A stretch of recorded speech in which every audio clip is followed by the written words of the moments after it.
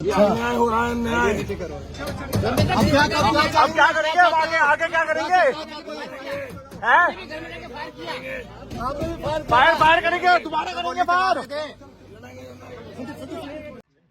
BJP की ही सरकार में बीजेपी का ही नेता कह रहा है अन्याय हो रहा है, नाइंसाफी हो रही है। ये वही कुंवर प्रणव चैंपियन हैं जिन्होंने सरेआम गोलियां चलाई हैं। ये वही कुंवर प्रणव चैंपियन हैं जो खुद को राजा कहते हैं। ये वही कुंवर प्रणव चैंपियन हैं जो इस तरीके की हरकत, इस तरीके की हिमाकत खुलेआम करते हुए दिखे। चेयरमैन साहब,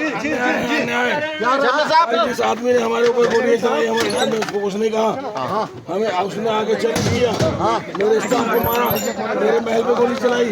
आज हमने बचाव में कार्रवाई की तो पुलिस ने उठा लिया। ये अन्याय हो रहा है, अन्याय। जब किस प्रकार का न्याय चाह रहे हैं आपने भी घर में जाकर फायर किया, आपने भी घर में जाकर फायर किया। 10:28 पे मैंने फोन किया, मैंने FIR लिखी, लेकिन हमारी कोई सुनवाई नहीं हुई। जब नहीं हुई तो फिर आदमी को अपना सम्मान तो रखना पड़ेगा साहब। तो भी मैम आगे क्या करेंगे? मैम आगे क्या रहेगा ma'am? Ma'am there is no FIR। Champion जो कह रहे हैं वही बात चैंपियन की पत्नी रानी देवयानी भी कह रही हैं। यानी दोनों ही अपनी ही पार्टी की सरकार पर आरोप ये लगा रहे हैं कि उनके साथ नाइंसाफी हो रही है, अन्याय हो रहा है, इसीलिए वो इस तरीके से खुलेआम कानून अपने हाथ में ले रहे हैं। दूसरी ओर उमेश कुमार भी कुछ ऐसी ही हरकत करते दिखे। वो भी अपने आप को बहुत ज़्यादा जोश में दिखाते हुए नजर आए। समर्थकों ने संभाल तो लिया, लेकिन लोकतंत्र के लिए, उत्तराखंड के लिए, उत्तराखंड की सभ्यता संस्कृति के लिए इस तरीके के नज़ारे बेहद खतरनाक हैं। और कुंवर प्रणव सिंह चैंपियन ने जो किया या उमेश कुमार ने जो किया, दोनों ही किसी तरीके से जायज नहीं है। इन हालात में जब उत्तराखंड शांत है तब इस तरीके की राजनीति का क्या मायने? ऐसा पहले बदतमीजी उमेश ने करी, मेरे घर में बदतमीजी करी।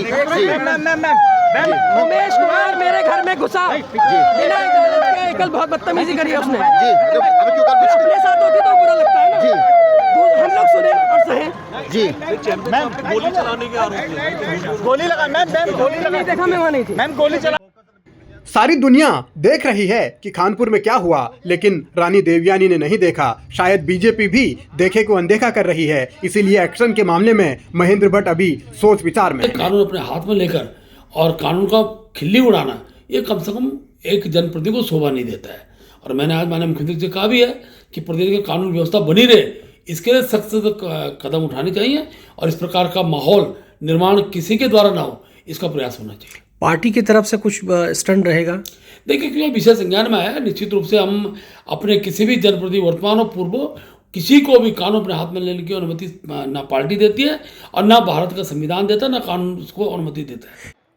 यकीनन इस तरीके की इजाजत कोई नहीं देता, लेकिन सवाल इस बात का है कि सब कुछ देखने के बाद भी बीजेपी एक्शन क्यों नहीं ले रही अपने इस नेता के खिलाफ? आखिर इनको पार्टी से निकालने या इनके खिलाफ अनुशासनात्मक कार्रवाई करने का कदम उठाने में इतना सोच विचार क्यों करना पड़ रहा है? सवाल इस बात को लेकर भी है कि आखिर उत्तराखंड में इस तरीके के नेताओं को किस रूप में आगे बढ़ाया जाएगा, और अगर ऐसे ही नेता बढ़ते रहे तो इस उत्तराखंड का क्या होगा? जानलेवा हमला ही है, इससे अब और क्या इससे बड़ा हमला हो सकता है कि लगातार आके गोलियां चलाई जाएं। विधायक जी, गनीमत ये रही आप मौजूद नहीं थे, वरना एक बड़ा हादसा हो सकता था। 2 दिन से सोशल मीडिया पे चल रहा है, आप भी आरोप लगा रहे हैं, वो भी आरोप लगा, अब आपका क्या एक्शन होगा? देखिए, एक्शन तो पुलिस कार्रवाई करेगी जो होगी। जी।